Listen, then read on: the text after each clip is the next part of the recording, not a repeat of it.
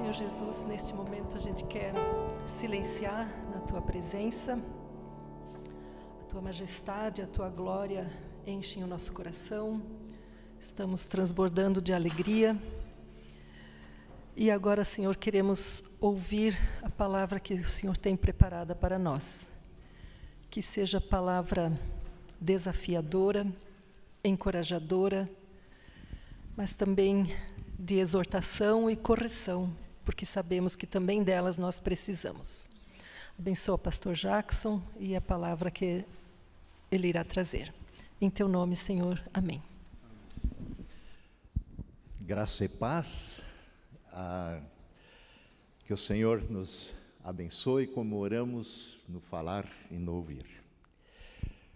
Devem ter percebido pelas leituras bíblicas, desde a saudação e também pelos comunicados que recebemos, que queremos tratar hoje um pouco novamente da maturidade cristã. Esse tema, vira e mexe, precisa vir para a pauta da nossa reflexão, porque ela é um processo de longo prazo, é um processo para a vida, não para um momento, reduzido a uma pregação. Um dos problemas que a gente precisa lembrar e que é perigoso, é que a gente costuma muitas vezes confundir a maturidade cristã com ser um bom cristão. E aí a gente tem algumas coisas nessa lista que nos qualificam como bons cristãos. Batizado na igreja, confirmado na igreja, casado na igreja, frequenta a igreja, cadastrado na igreja e assim por diante. Então, normalmente, essa perspectiva de bom cristão, ela está alicerçada na própria vida, na igreja. Frequenta culto, faz as suas ofertas, está tudo em dia.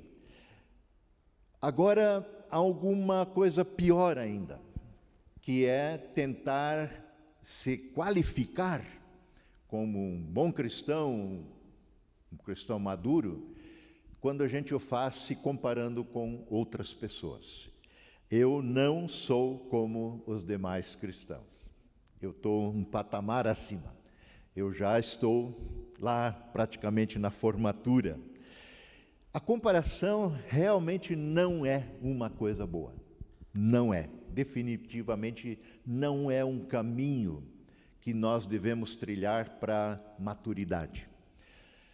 Jesus conta uma parábola que eu creio ser relativamente conhecida, a parábola do fariseu e do publicano, em Lucas 18, 9 a 14. Eu vou passar pelo texto um pouco, na nova versão transformadora,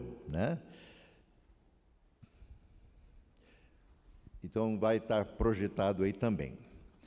Só lembrando que Jesus, nos versos acima, lá em Lucas, ele vem conversando com a comunidade a respeito da oração. E fala não só da necessidade, mas da perseverança na oração. E aí, em seguida, Jesus conta a seguinte parábola: àqueles que confiavam em sua própria justiça. Estes são os endereçados da parábola. Àqueles que confiam na sua própria justiça, ou seja, nas suas práticas religiosas. Mas não só isso. Por confiarem na sua própria justiça, eles muitas vezes desprezam. E essa é a razão de desprezar os demais. Porque se eu confio no meu pedigree religioso, e eu me considero num patamar acima, é porque eu coloquei os outros abaixo. Então é nessa perspectiva e com essa intencionalidade que Jesus conta esta parábola. E ele diz, verso 10, 2 homens foram ao templo orar. É a expectativa daqueles que andam com o Senhor, daqueles que vivem a fé bíblica, que eles se dirijam ao templo, lugar de oração. Aliás, Jesus fazendo referência já ao Antigo Testamento, quando ele ali expulsa os cambistas, os que transformaram o templo num covil de salteadores, de ladrões, vendendo, negociando, fazendo dinheiro em cima da religiosidade. Jesus disse, isso aqui já era para ser chamado, e é casa de oração. Quando, na inauguração do templo, né, Salomão faz aquela baita oração, que a gente, aliás, leu, quem está fazendo a leitura, acompanhando a leitura, nossa leitura pelo ano afora aí, da Comunidade do Redentor. Se não, você tem folders aí com a proposta de leitura bíblica diária, ou você pode acessar nos nossos sites. Salomão ora exatamente, olha Deus, eu sei que a gente não construiu isso aqui para você morar aqui dentro, porque essa casa não pode te conter, nem os céus, né? Tu estás nos céus, mas quando teu povo vier para cá, orar, voltado para esse lugar, lá do céu atenda. Então é um lugar, a expectativa é que aqui a gente venha também para ter comunhão em oração, comunhão em louvor, adoração, buscar o Senhor. E Jesus continua, um deles era fariseu, ou significa dizer um homem zeloso da lei, um cara que vive a sua fé no capricho, em detalhes, tais quais como contar as folhinhas de hortelã no fundo do quintal para dar o dízimo. Este é o fariseu. E o outro que estava ali no templo orando é um cobrador de impostos, ou, na versão de Almeida antiga, né, é publicano. Cobrador de impostos era praticamente assim a ralé religiosa judaica, porque eles cobram impostos, ele sendo judeu, cobra impostos do seu próprio povo para o Império Romano e povo inimigo. Então, se tem assim alguém que qualificava o conceito de pecador, era o publicano, era o cobrador de impostos.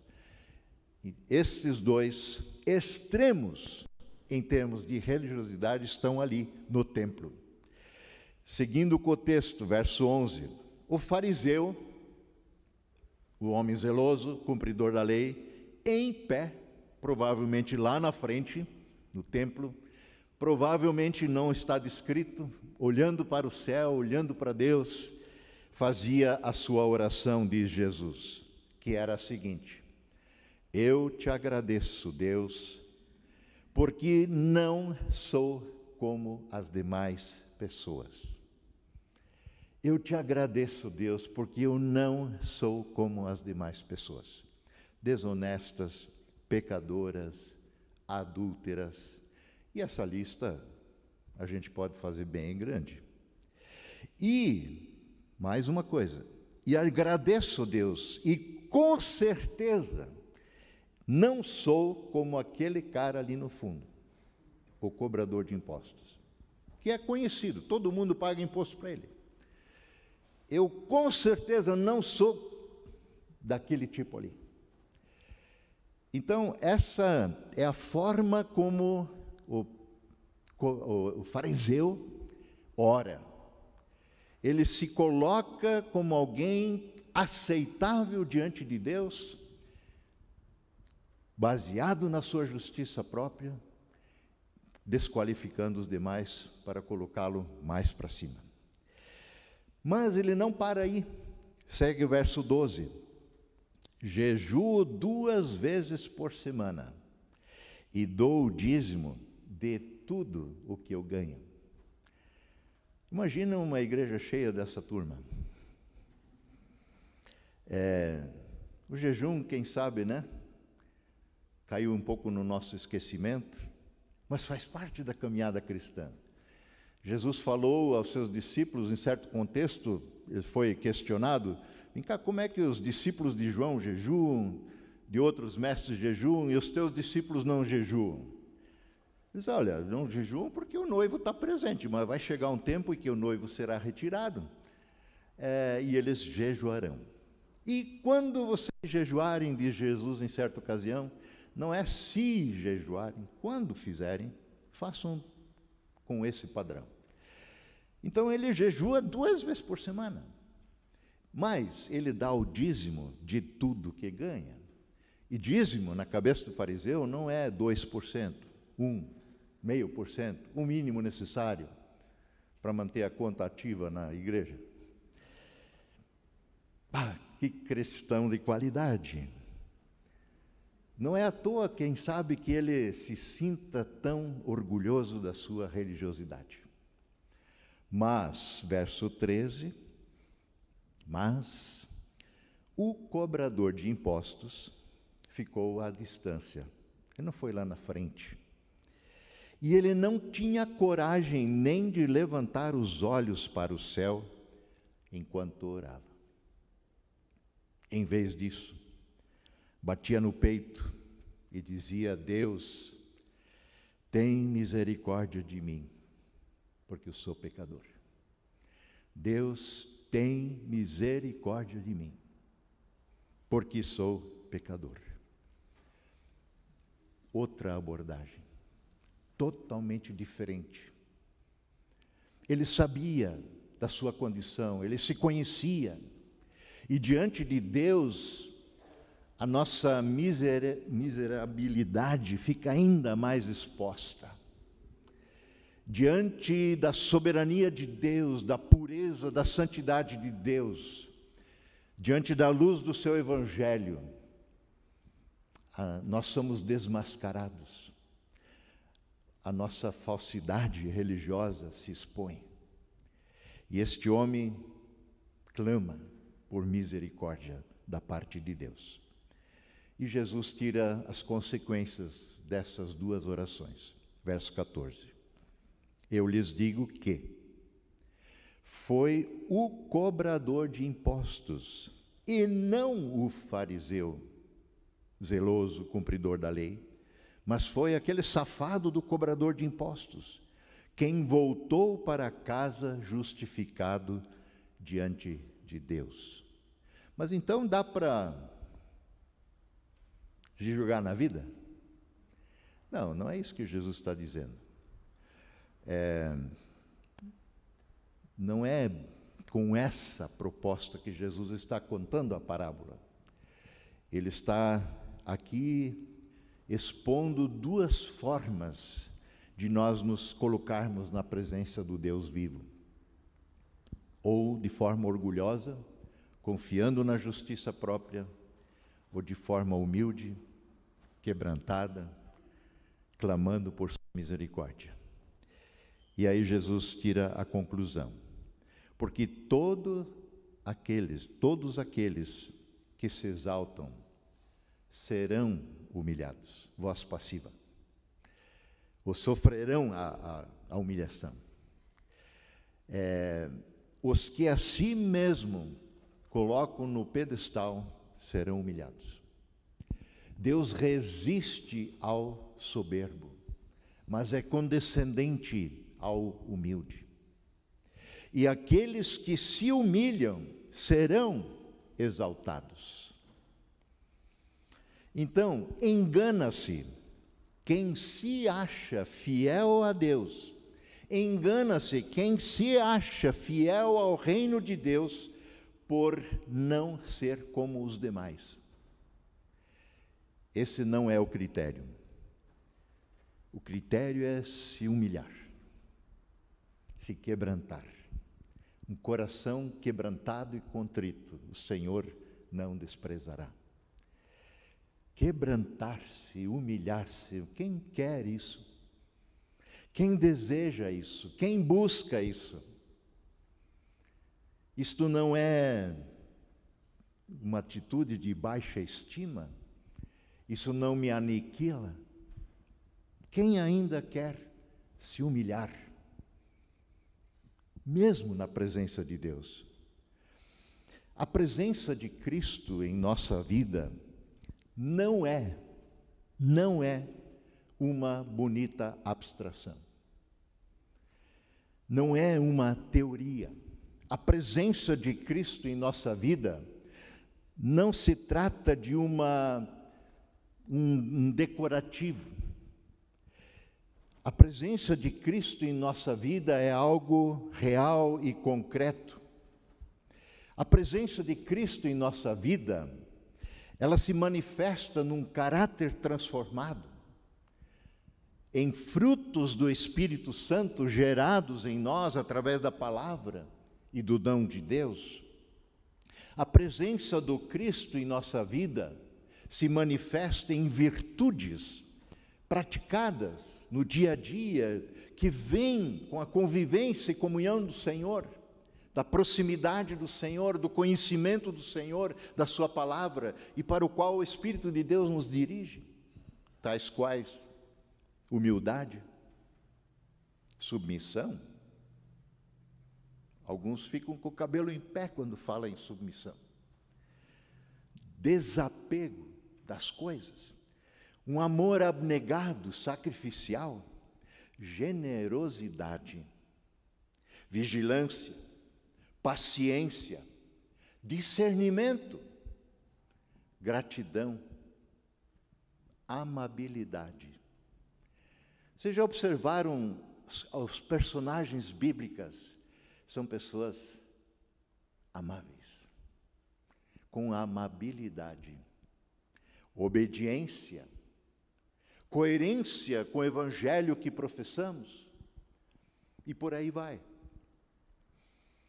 C.S. Lewis escreveu um livro bem interessante, eu comprei agora numa versão nova aí de capa dura, bem bonitinho, bem encadenado, chamado As Cartas do Diabo ao Seu Aprendiz.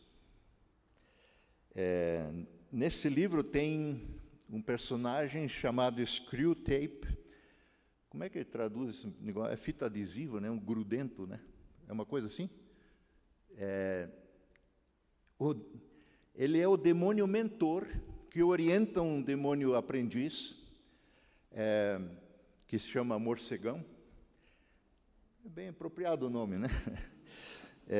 Então, esse demônio mentor fala para o demônio aprendiz algo a respeito dos cristãos. E ele diz o seguinte, lá no livro: quando Deus fala sobre cristãos perderem a vida, que é uma referência ao que Jesus diz, né? Quem quiser salvar a sua vida vai perdê-la, quem perder a vida por minha causa vai salvá-la. Então, quando Deus fala sobre os cristãos perderem a vida, Ele quer dizer o abandono dos clamores da vontade própria. E uma vez que eles fazem isso, os cristãos, Deus realmente lhes devolve a personalidade plena. Eles viram novamente gente do jeito que Deus nos criou e deseja que a gente seja. E mais, Deus se vangloria até disso, que quando eles são totalmente dele, do Senhor, são mais eles mesmos do que nunca. É interessante, porque quando realmente somos do Senhor, quando abrimos mão, perdemos a nossa vida para Cristo, nós somos mais nós do que nunca, verdadeiramente humanos para o que Deus nos criou, a sua imagem e semelhança. De fato, Deus deseja nos libertar de nós mesmos e criar em nós uma nova pessoa, um novo ser. Como Paulo fala na sua carta aos 2 Coríntios 5:17, se alguém está em Cristo, por meio da fé nele, esse alguém é nova criação ou nova criatura. As coisas antigas já passaram, eis que se fizeram novas. Se alguém está em Cristo. Será que essa nova vida em Cristo tem se irradiado em nosso viver diário? Jesus nos diz, que aliás é lema da nossa igreja e SLB, para o ano 23 e 24, vocês são o sal da terra. Não é uma questão de se esforçar para ser. na dependência de Jesus, vocês são o sal da terra. O sal que dá sabor, o sal que previne da podridão. Vocês são a luz do mundo. É impossível esconder uma cidade edificada sobre um monte, porque ela é visível, até à noite, pela luz ali existente. Não é possível ocultarmos a nossa identidade cristã, a nossa vida com Cristo, a presença da luz do mundo em nosso coração e simplesmente passar desapercebido nesse mundo. Nós não temos como ser agentes secretos de Cristo. Nós somos testemunhas de um Deus que transforma nossa vida. Por vezes eu me sinto um tanto perplexo, talvez envergonhado em alguns momentos, com a conduta de muitos que andam na igreja. Eu não só me refiro à nossa, e também não tenho nem o direito de julgar. Ninguém pode fazê-lo. Algumas pessoas parece que carecem de maturidade, muita. Tem quilômetros de caminhada na igreja. Como Paulo, de alguma forma, se dirige à igreja de Corinto e diz: poxa, eu bem que queria dar alimento sólido para vocês, mas vocês são crianças na fé. Enquanto houver divisão, enquanto um achar que é desse, outro é daquele, um é de Paulo, outro é de Apolo, um é de Pedro, outro é de Cristo, vocês não estão sendo crianças nisso?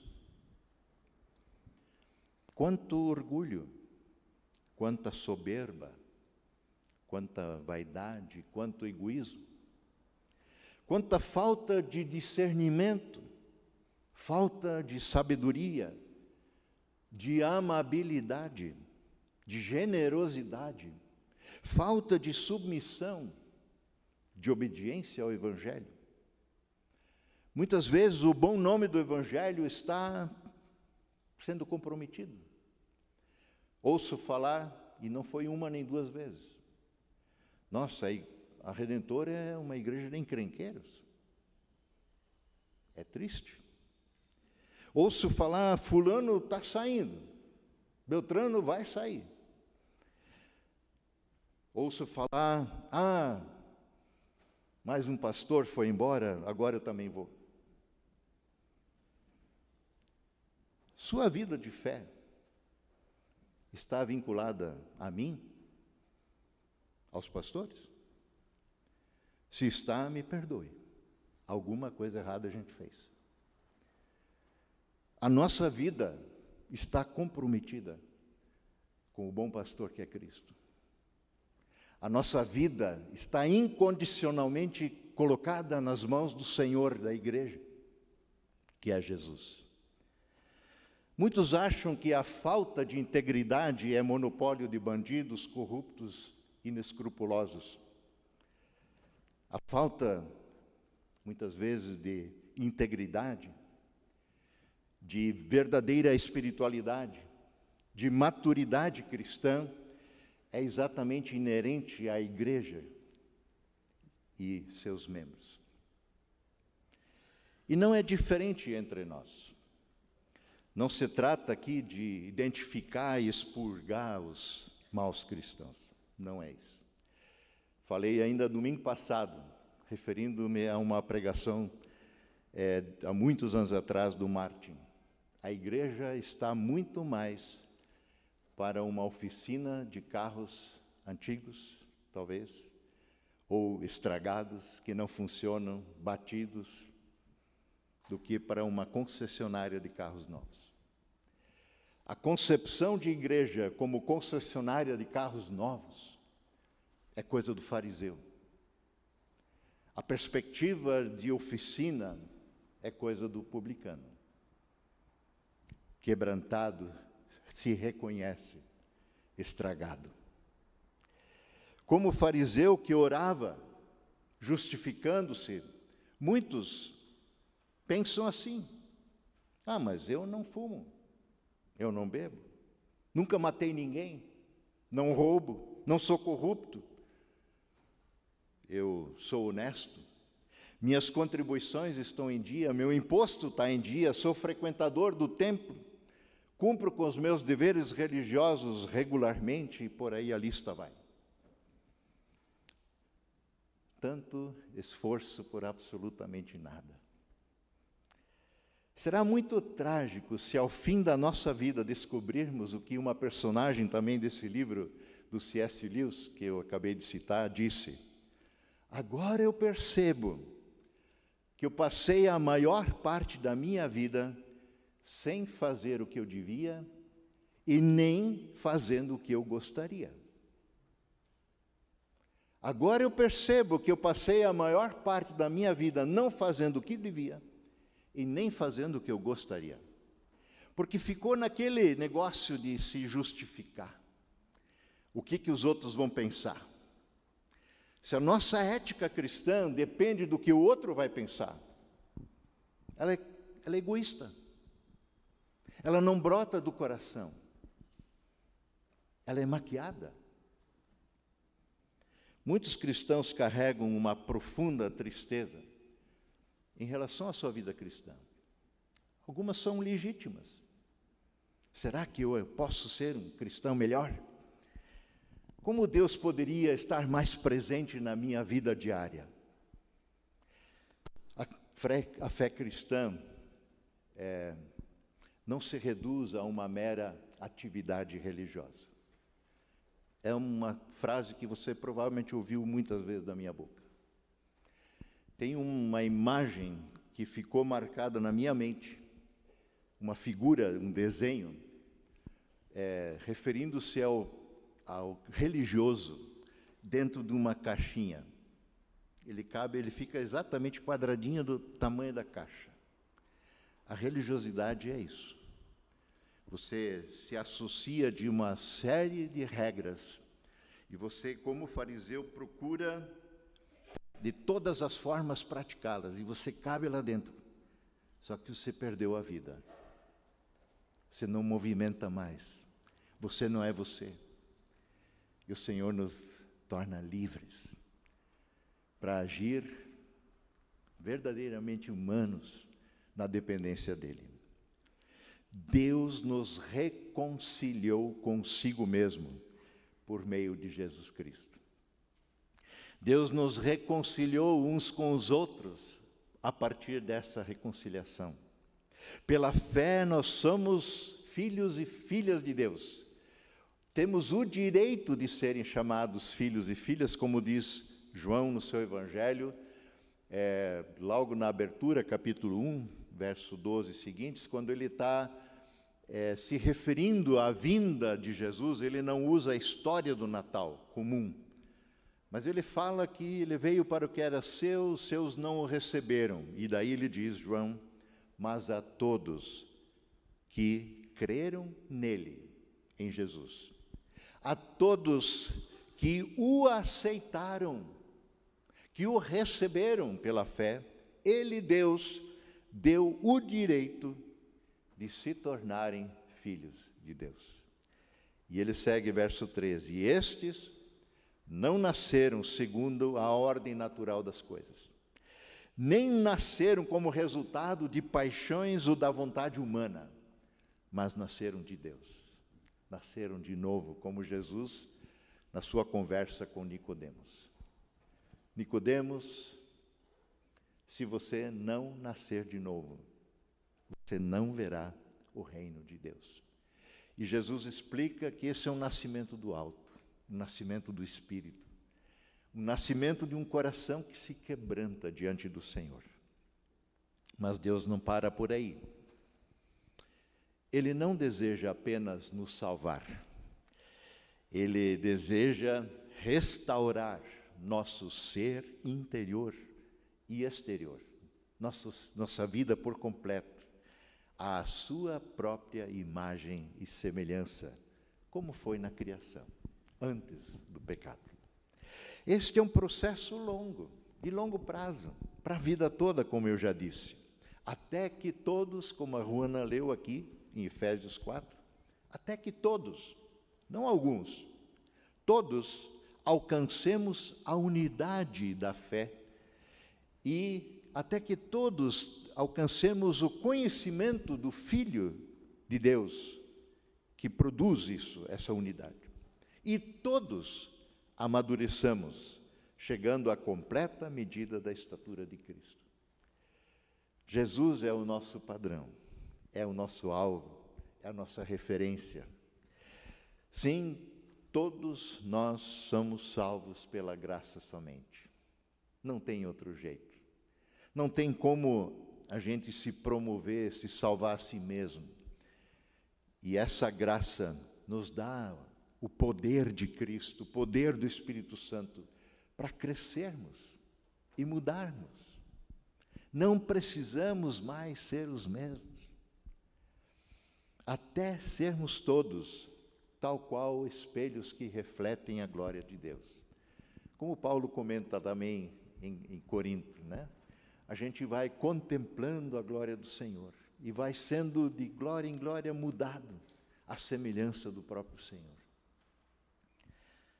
Sim, mas qual é a aparência do Deus invisível? Como saber que estamos cada vez mais parecidos com Ele, refletindo sua imagem e semelhança? A nossa referência, nesse caso, de fato, é o Senhor e Salvador, Jesus Cristo.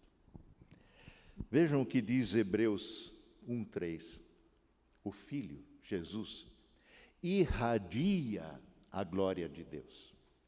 O Filho, Jesus, expressa de forma exata o que Deus é. Sensacional. O Filho, Jesus, homem, irradia a glória de Deus. E ele expressa a forma exata daquilo que Deus é. Olhe para a pessoa de Jesus. O Deus homem, o Filho do homem, o Emmanuel, o Deus conosco, e você começará a ver aquele que é invisível, em radiantes qualidades de caráter, como humildade, paciência, amor abnegado e por aí vai.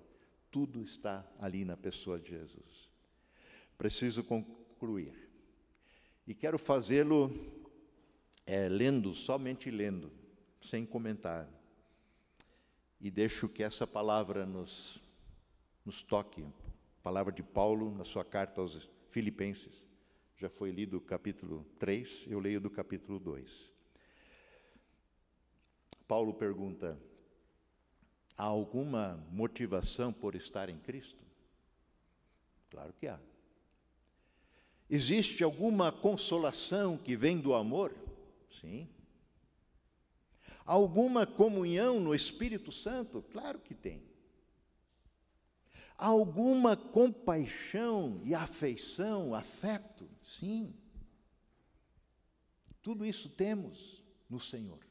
Então, diz Paulo, completem a minha alegria, concordando sinceramente uns com os outros. Então, completem minha alegria, amando-se mutuamente. Então, completem minha alegria, trabalhando juntos com a mesma forma de pensar e um só propósito. Não sejam egoístas. Nem tentem impressionar ninguém, muito menos a Deus. Sejam humildes e considerem os outros mais importantes do que vocês mesmos. Não procurem apenas os próprios interesses, mas preocupem-se também com os interesses alheios dos outros. Tenham a mesma atitude demonstrada por Cristo Jesus. E aí vem o hino cristológico, que a gente não vai ler. Quando ele diz, olha, mesmo Jesus sendo Deus, Ele não julgou como o ser igual a Deus era algo a que devia se apegar. Mas ele se esvaziou, veio a ser gente como nós, obediente até a morte e morte de cruz. Esse é o nosso Senhor. Esse é o modelo que nós temos, a referência que temos. Não apenas um modelo para ser seguido, mas porque Ele habita no nosso coração, se estamos em Cristo.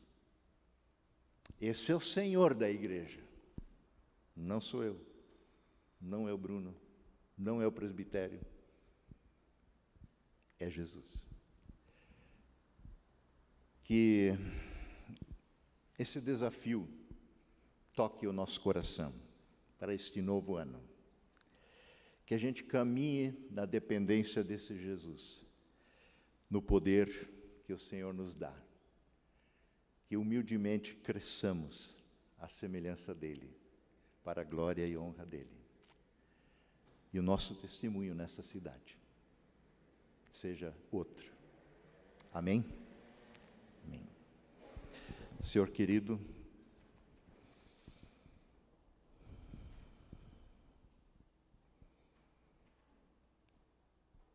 tem misericórdia de nós. Tem misericórdia de nós.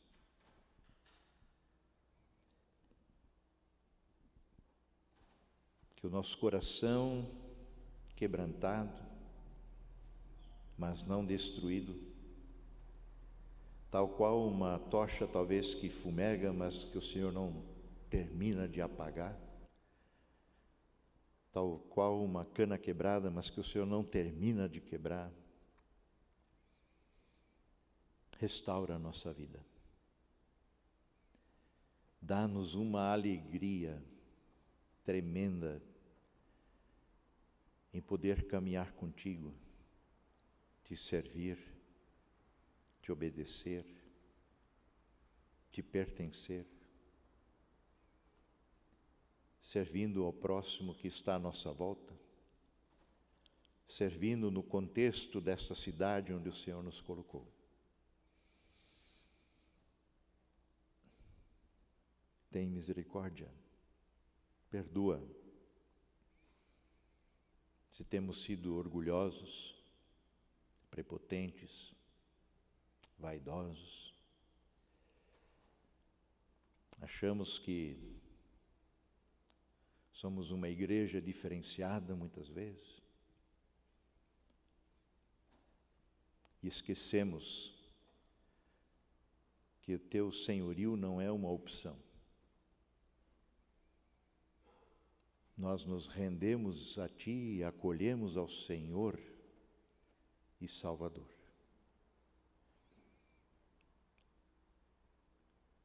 Assim nós queremos agradecer, pedir, clamar